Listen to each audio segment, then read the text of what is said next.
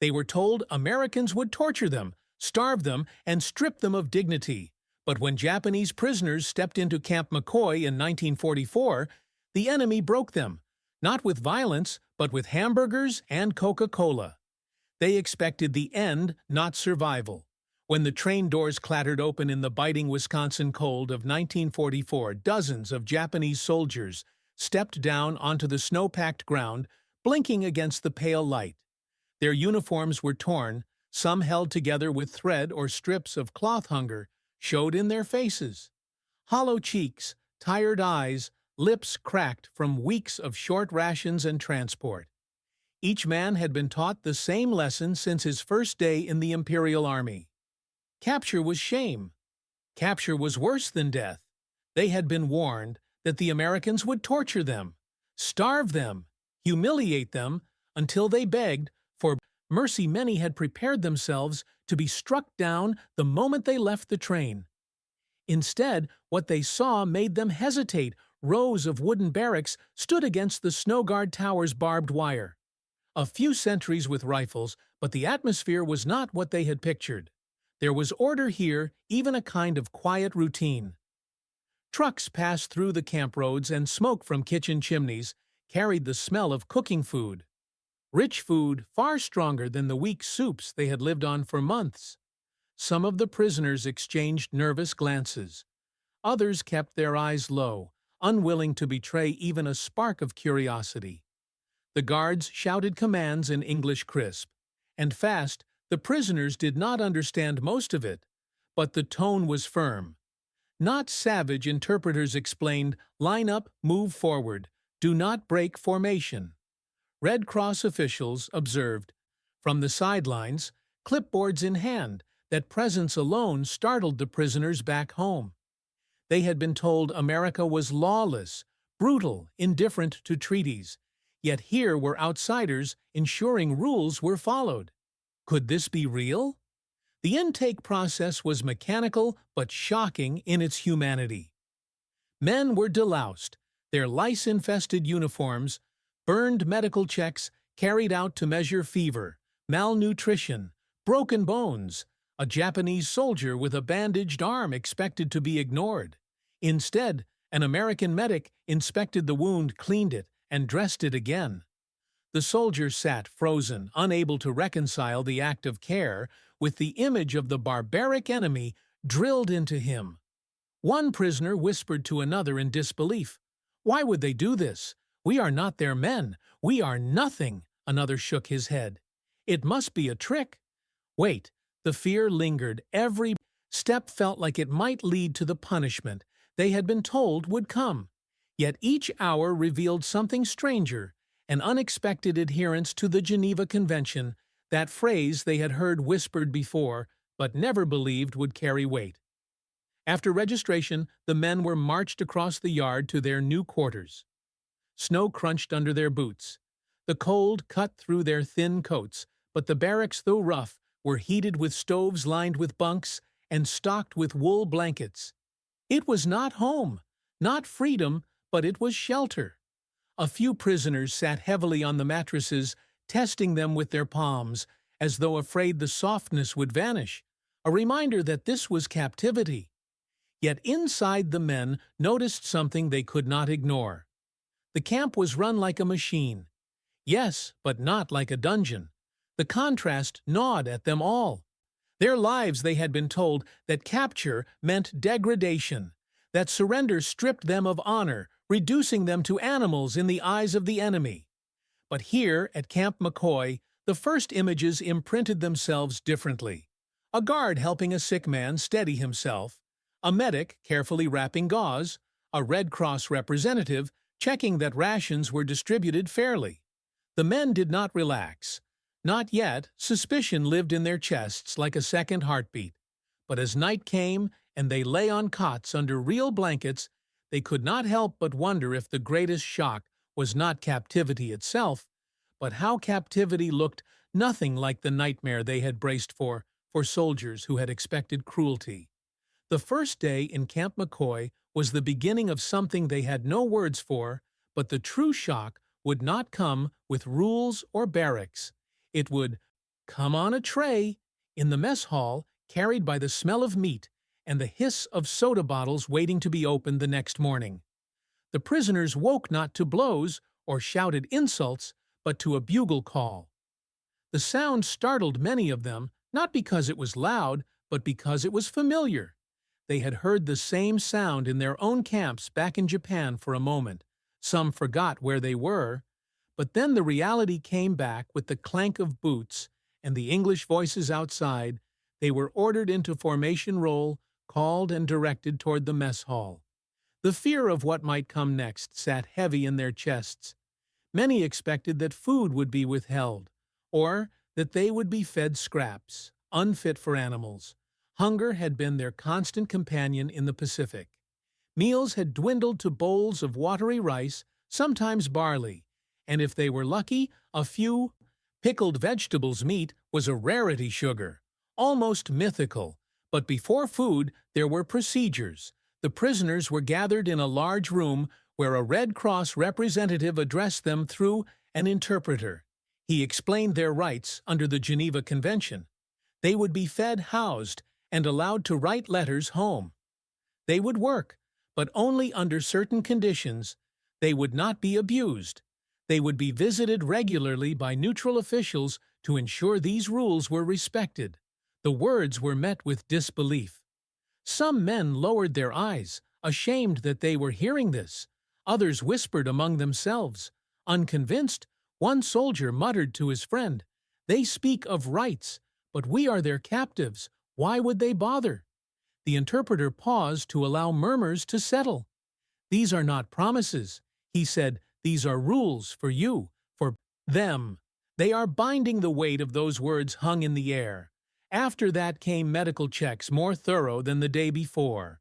A doctor pressed fingers into thin wrists, checked teeth, measured blood pressure. Prisoners were weighed, and many came in under some. Americans shook their heads quietly at the numbers. Malnutrition was obvious, yet no one mocked them when the checks were done.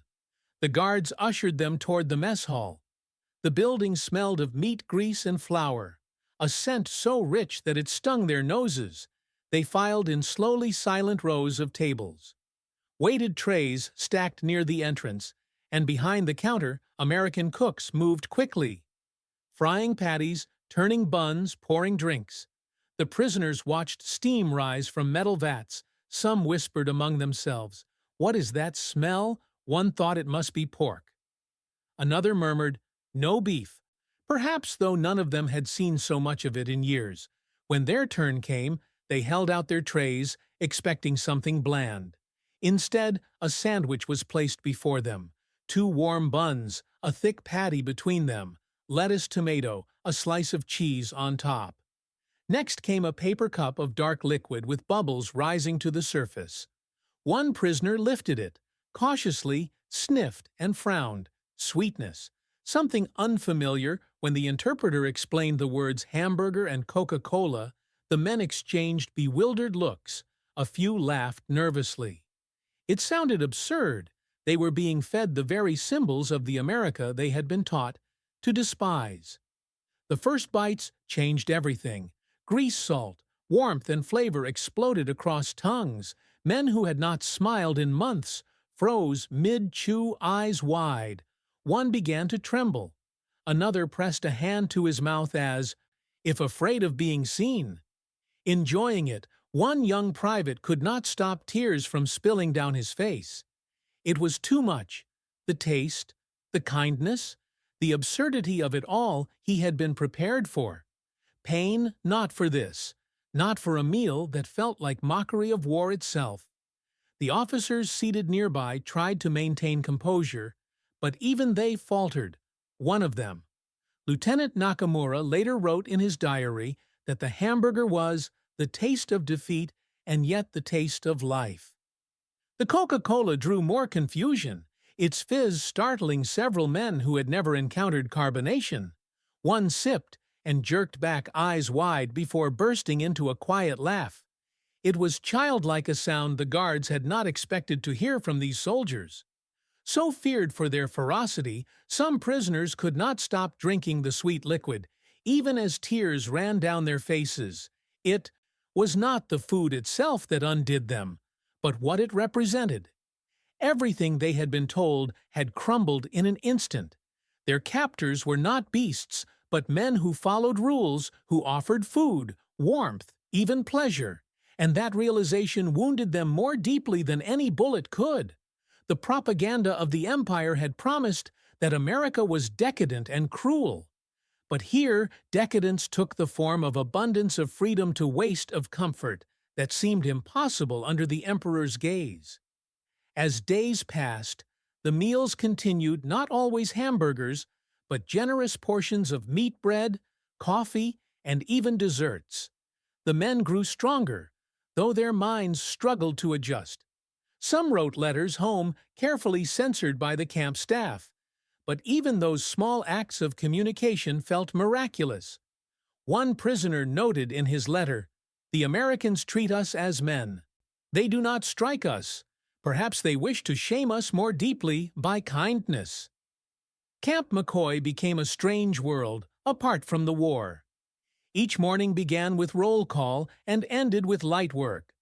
Prisoners repaired fences, cleaned kitchens, shoveled snow. They were paid small wages in canteen coupons, which could buy cigarettes, stationery, and occasionally candy bars. The most shocking luxury of all was music. The Americans allowed radios to play in the recreation building, and soon the Japanese prisoners found themselves listening to swing music. Its rhythm alien yet infectious. A few tried to mimic the dance steps they saw through windows, and guards watching from outside sometimes laughed. Not cruelly, but almost with affection. Over time, the boundaries blurred. The guards learned bits of Japanese. The prisoners learned fragments of English enough for gestures, smiles, small exchanges. One American sergeant kept bringing extra bottles of Coca-Cola to share with a work detail. The first time he did it, the men refused, suspicious. He shrugged and left them. The next day, he returned with more this time. One prisoner accepted it cautiously, and after that, others joined. Until soon it became a ritual. The sound of bottles opening echoed across the snow. The men joked that it was the sound of peace. Winter faded into spring. The men's bodies filled out, color returned to their faces, and yet the guilt deepened. Many could not shake the feeling that to live well in captivity was to betray the comrades who had died in the jungles of Saipan and the beaches of Peleliu. Some refused the richer foods, preferring plain rice, when possible. Others performed secret acts of atonement, prayers whispered at night, bowing toward the east, tears hidden in the dark. For them, kindness was harder to bear than cruelty, because it demanded reflection, because it forced them to see the humanity of those they had been ordered to hate. One night, an American officer visited the barracks with a translator. He asked if the men would like to watch a film. The projector was set up in the mess hall, the lights dimmed, and black and white images flickered across the screen. Newsreels, cartoons, and finally, a musical man who had faced machine gun fire sat transfixed by dancers and laughter. It was absurd and beautiful and unbearable. One corporal whispered, "We were never shown this America, only the one that burns and bombs." He could not look away. By summer, the prisoners worked on nearby farms harvesting crops under guard. But local farmers sometimes waved to them, even offered fruit through the fence. At first they refused, then slowly began to accept the gestures. The townspeople of Sparta and Toma spoke of the polite Japanese boys who labored quietly and bowed in thanks for small kindnesses to the prisoners. Each smile was a new fracture in the image of the enemy. When the war ended in 1945, the news arrived through official channels. Japan had surrendered.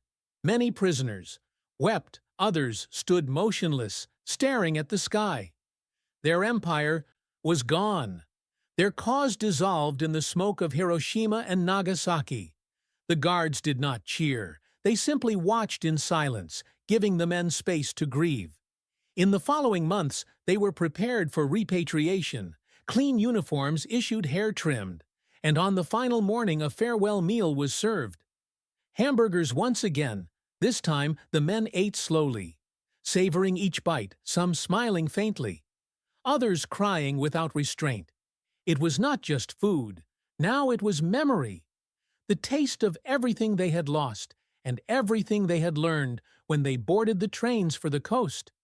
The guards saluted them, a gesture returned awkward, but sincere. One interpreter later wrote that he had never seen men so conflicted, proud and broken, grateful and ashamed all at once. Years later, several former prisoners wrote memoirs of their time in America. Almost all mentioned that first meal, the hamburger and the Coca-Cola, not as luxuries, but as revelations. One wrote, "We discovered that defeat can feed you and that the enemy can be gentle. It was then that I understood the war had truly ended." The irony lingered in history books and oral accounts, how a nation that had feared torture was undone instead by the simple act of being treated as human, by the strange sweetness of soda and the warm grease of a hamburger on a cold Wisconsin morning for the men of Camp McCoy. The war had taught them to expect death. America taught them something harder, how to live with mercy.